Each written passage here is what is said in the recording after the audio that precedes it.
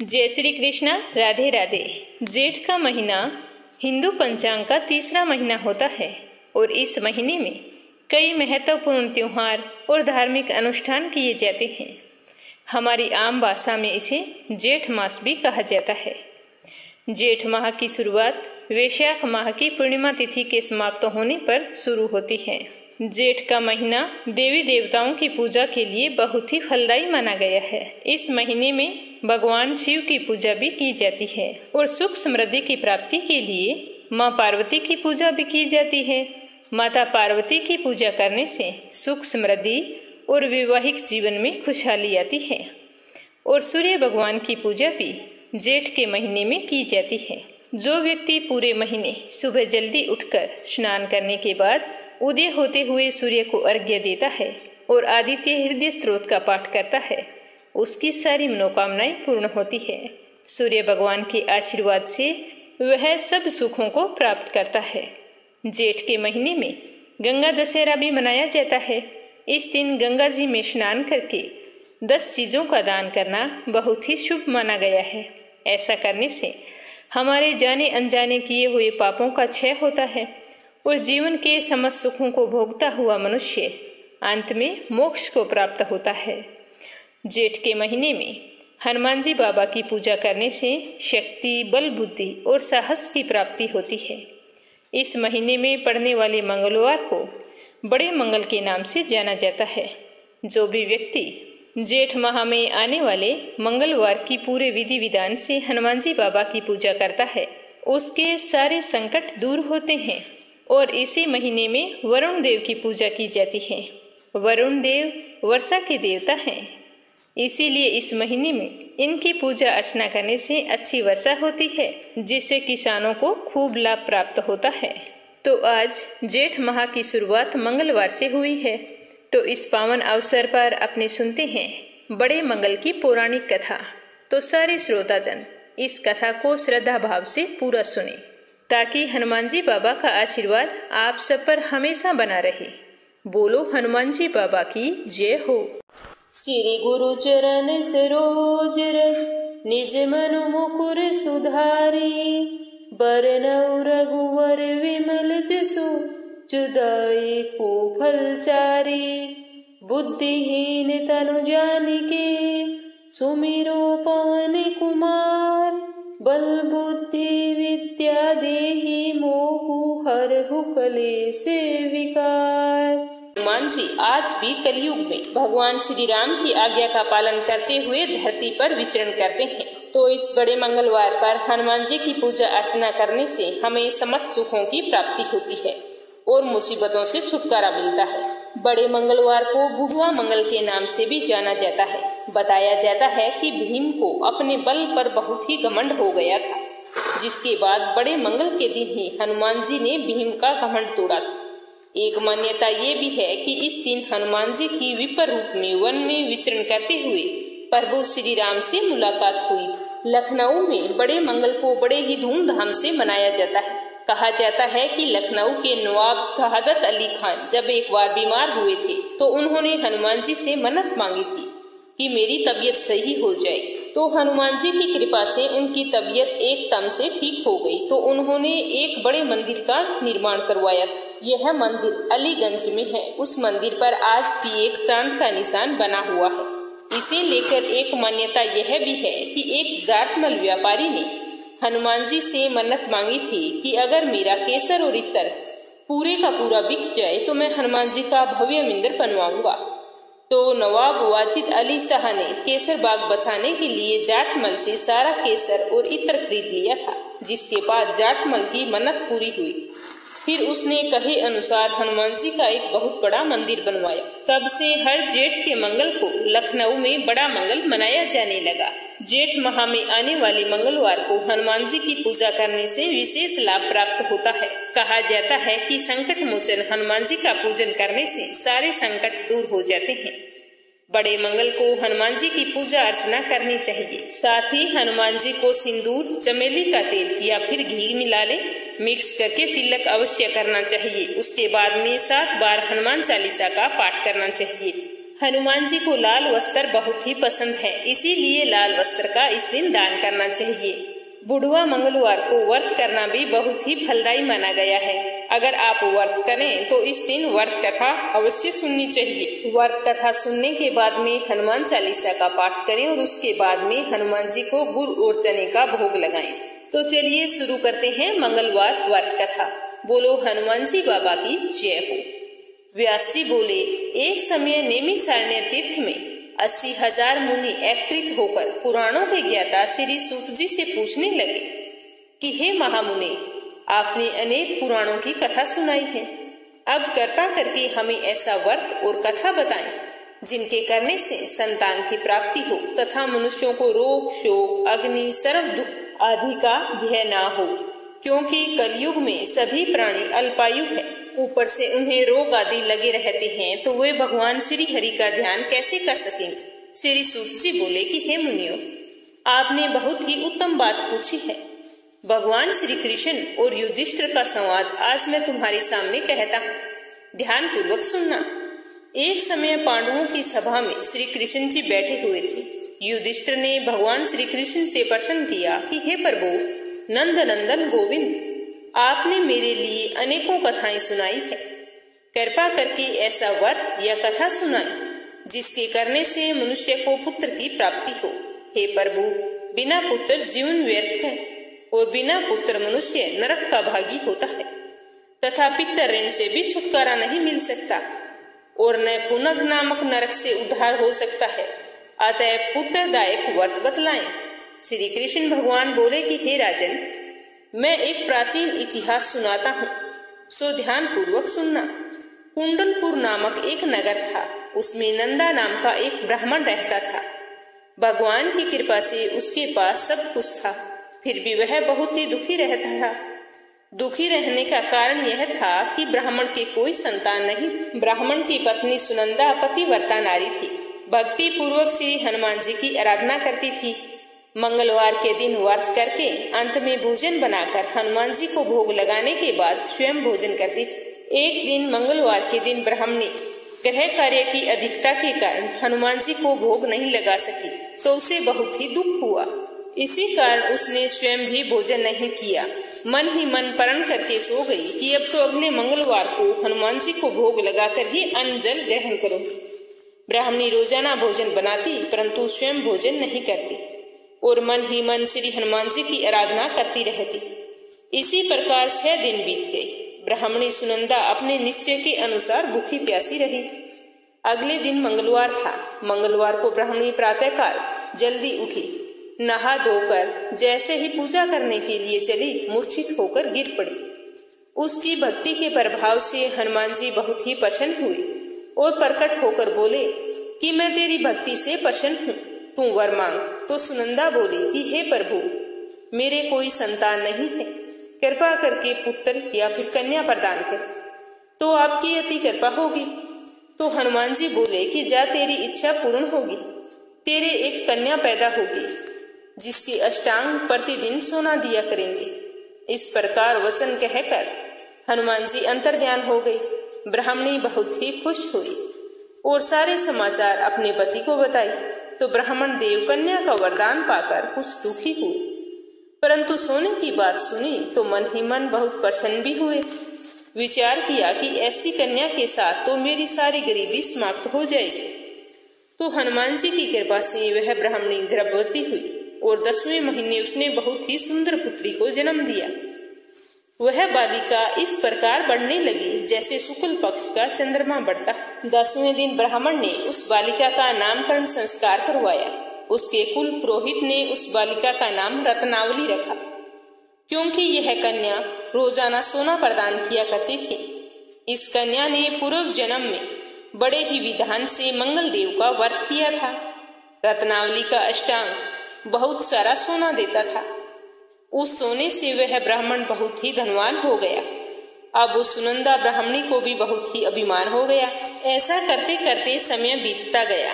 सुनंदा ने देखा कि पुत्री विवाह योग्य हो गई है, तो वह अपने पति ब्राह्मण देवता को अत्यंत प्रसन्न देखकर बोली कि मेरी पुत्री रत्नावली विवाह योग्य हो गई है, अतः आप कोई सुंदर सा योग्य वर देखकर इसका विवाह कर दे, क्योंकि शास्त्रों की आज्ञा है कि 8 वर्ष में गौरी, 9 वर्ष में रोहिणी, 10 वर्ष तक कन्या, इसके बाद रजस्वाला हो जाती है। गौरी दान से पाताल लोक की प्राप्ति होती है, रोहिणी के दान से वैकुंठ की प्राप्ति होती है, कन्या के दान से इस लोक में सुखों की प्राप्ति होती है। अगर हे पतिदेव रजस्वाला का दान किया जाए तो घोर नरक की प्राप्ति होती है। तो ब्राह्मण बोला कि अभी तो रत्नावली 10 वर्ष की है, और देख मैंने तो 16-16 साल की कन्याओं के विवाह करवाए हैं, अभी क्या जल्दी है। तो ब्राह्मणी बोली कि लगता है आपको तो सोने का लोभ हो गया है।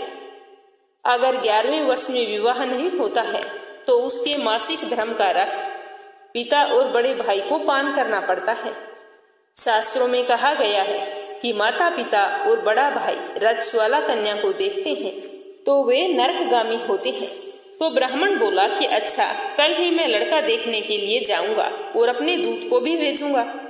दूसरे दिन ब्राह्मण ने अपने दूत को बुलाया और आज्ञा दी कि जैसी सुंदर मेरी कन्या है वैसे ही सुंदर वर की तलाश करो। तो दूत ने अपने स्वामी की आज्ञा पाकर पंपाई नगर में एक सुंदर ब्राह्मण के लड़के को देखा। वह बालक देखने में बहुत ही सुंदर था और ब्राह्मण के सारे गुण उस बालक में मौजूद थे। उस बालक का नाम था सोमेश्वर। दूत ने आकर ब्राह्मण को इस लड़के के बारे में बतलाया। ब्राह्मण ने सोमेश्वर को देखकर विधि पूर्वक कन्या दान कर अपने को बहुत ही भाग्यशाली माना। ब्राह्मण के मन में लोभ भी आ गया। उसने विचार किया कि यह लड़की तो अब चली जाएगी, इससे जो मुझे सोना मिलता था वो तो अब नहीं मिलेगा, और जो मेरे पास कुछ धन था वो तो इसकी शादी में खर्च हो गया, और जो थोड़ा बहुत बचा है वो कुछ ही समय में नष्ट हो जाएगा। तो मैंने इसका विवाह करके बहुत ही बड़ी भूल कर दी है। अब मुझे कोई उपाय करना चाहिए जिससे यह लड़की मेरे घर में रहे और ससुराल ना जाए। ब्राह्मण इसी बात पर विचार करते करते रात्रि भर सोया ही नहीं। अंत में उसने विचार किया कि जब सुबह उसका पति उसे लेकर रवाना होगा तो छिपकर मार्ग में बैठ जाऊंगा और उसका वध कर दूंगा। इससे अपनी लड़की रत्नावली को अपने घर वापिस भी ले आऊंगा और मुझे नियमित रूप से सोना मिलता रहेगा और समाज का कोई भी मनुष्य मुझे दोष भी नहीं देगा और कह दूंगा कि होनी को कौन टाल सकता है। तो प्रातःकाल हुई। नंदा और सुनंदा ने जवाई तथा लड़की को खूब सारा धन देकर विदा किया। सोमेश्वर अपनी पत्नी रत्नावली को लेकर ससुराल से अपने घर की ओर चल दिया। उधर ब्राह्मण ने महालोभ के वशीभूत होकर सोचा कि मार्ग में दूत द्वारा जवाई को मरवा दूंगा, जिससे मुझे सोना भी मिलता रहेगा, जिससे मैं धनवान ही रहूंगा। तो ब्राह्मण ने सोमेश्वर का वध करवा दिया और थोड़ी देर में अपनी लड़की के पास जाकर विलाप करने लगा कि हे पुत्री, मार्ग में लुटेरों ने तेरे पति का वध कर दिया है।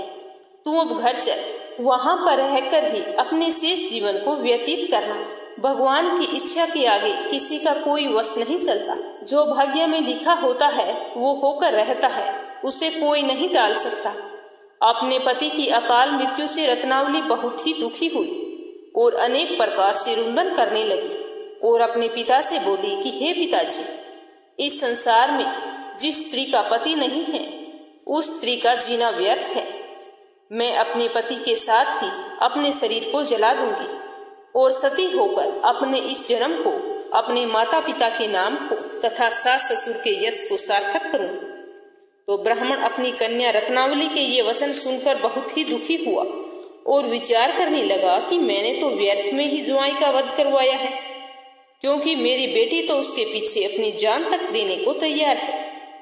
अब मेरा तो दोनों तरफ से ही मरना हो गया। अब ना तो मुझे ये धन प्राप्त होगा और साथ ही पाप का भागी बनूंगा सो अलग। यह सोचकर वह बहुत ही दुखी हुआ।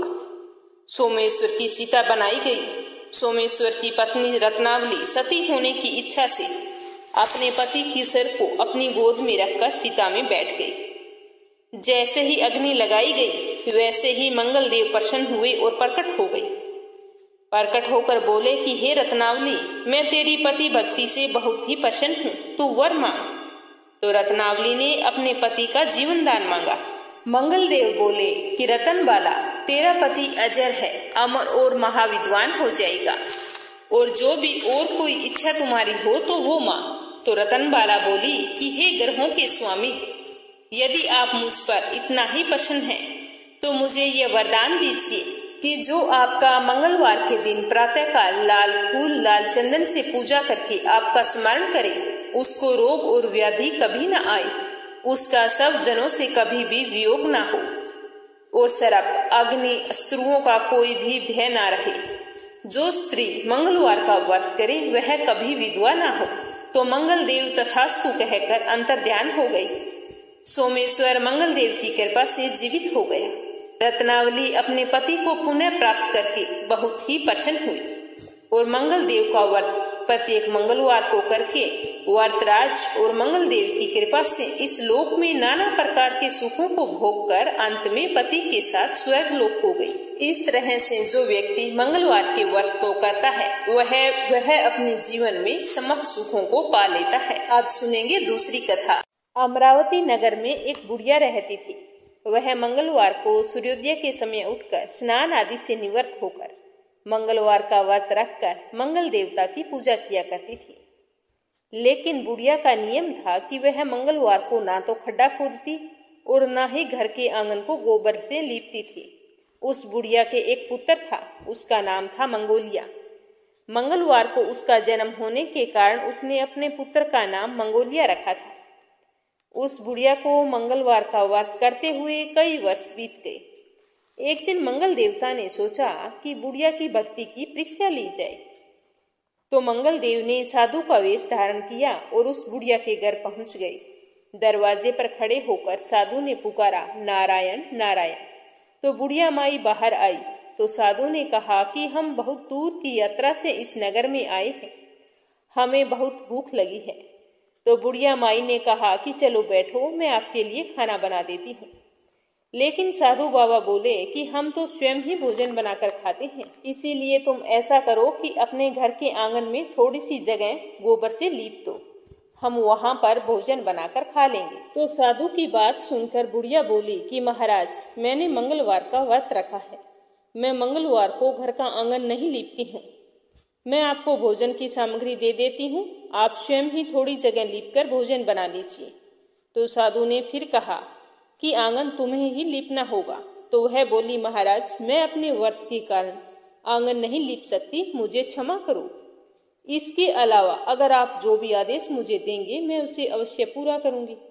तब साधु ने अपने आदेश को पूरा करने के लिए बुढ़िया से 3 वचन मांग लिए। बुढ़िया ने कहा, ठीक है, आंगन लीपने के अलावा आप मुझे कुछ भी कहेंगे वो मैं करने के लिए तैयार हूँ। तो उसके बाद साधु बाबा ने कहा कि बुढ़िया, अपने पुत्र से कहो कि आंगन में मुंह के बल लेट जाए, हम इसकी पीठ पर भोजन बनाकर भूख को शांत करेंगे। तो साधु की बात सुनकर बुढ़िया भय से कांप उठी, लेकिन अपने वचन से पीछे नहीं उठी और अपने पुत्र को आवाज देकर बुलाया। तो साधु ने मंगोलिया को जमीन पर लिटाकर उस पर चूल्हा रखकर अग्नि जलाई। जलते हुए चूल्हे को देखकर बुढ़िया को बहुत ही दुख हुआ। वह वहां पर रुक नहीं सकी और मंगल देवता का स्मरण करते हुए घर से बाहर चली गई और अपने पुत्र की सुरक्षा की प्रार्थना करती रही। थोड़ी देर में भोजन बनकर तैयार हो गया। तो साधु भोजन लेकर द्वार पर बैठी बुढ़िया के पास गया और बोला कि बुढ़िया, भोजन बनकर तैयार हो गया है, अब तुम अपने लड़के को बुलाओ, वह भी हमारे साथ भोजन कर ले। तो बुढ़िया तो यह सोच कर दुखी हो रही थी कि इतनी आग ऊपर जलने के बाद क्या मेरा बेटा जीवित होगा, उसके तो प्राण अवश्य निकल गए होंगे। तो बुढ़िया ने साधु से कहा, महाराज, इतनी देर अग्नि के तप से मेरा बेटा भला कहाँ जीवित रहा होगा, आप भोजन करो, मैं अपने मृत पुत्र के संस्कार का प्रबंध करती हूँ। तो साधु ने कहा कि अरे बुढ़िया, तुम ये कैसी अशुभ बातें कर रही हो, एक बार अंदर जाकर अपने बेटे को यहाँ बुलाकर तो लाओ। तो बुढ़िया बोली कि मेरी अंदर जाने की हिम्मत नहीं है। तो साधु बाबा बोले कि तुम अंदर नहीं जा सकती हो तो यहीं से एक आवाज अपने बेटे को दो। तो बुढ़िया ने कांपते हुए हृदय से कहा, मंगोलिया। तो आवाज के साथ ही मंगोलिया तो हंसता हुआ बाहर आया। अपने बेटे को सही सलामत देखकर बुढ़िया बहुत ही खुश हुई और उसकी पीठ पर तो जलने का कोई भी निशान नहीं था। तो बुढ़िया तो उस चमत्कार से हैरान हो गई। उसने साधु के चरण स्पर्श करते हुए कहा, महाराज, मेरे बेटे को लंबी आयु का आशीर्वाद दीजिए और कृपा करके बताइए कि यह चमत्कार कैसे हुआ। तभी मुस्कुराते हुए साधु ने अपना असली रूप दिखाया और मंगल देवता के रूप में प्रकट हो गए और बोले कि मैं तुम्हारे मंगलवार के व्रत और पूजा पाठ से बहुत ही प्रसन्न हूँ। तुम मेरी परीक्षा में सफल हुई। मैं तुम्हारे पुत्र को लंबी आयु के साथ साथ उसे धन संपत्ति से संपन्न रहने का वरदान भी देता हूँ। यह कहकर मंगल देवता अंतर्ध्यान हो गए। उसके बाद बुढ़िया के जीवन में सभी तरह के सुखों का समावेश हुआ। उसके घर में धन संपत्ति के अंबार लग गए। मंगलवार का व्रत विधिवत करते हुए बुढ़िया अपने पुत्र के साथ आनंद पूर्वक जीवन यापन करने लगी। हे मंगल देव, जैसा आपने बुढ़िया को दिया वैसा सबको देना। कहानी कहने वाले को, कहानी सुनने वाले को और हुंकारा भरने वाले को। और इस कथा में कोई भूल चूक हुई हो तो हमें क्षमा करना। मंगलवार की कथा को पूरा सुनने के लिए आप सभी का बहुत बहुत धन्यवाद। हनुमान जी बाबा आपकी समस्त मनोकामनाएं पूरी करें। जय श्री कृष्णा। राधे राधे।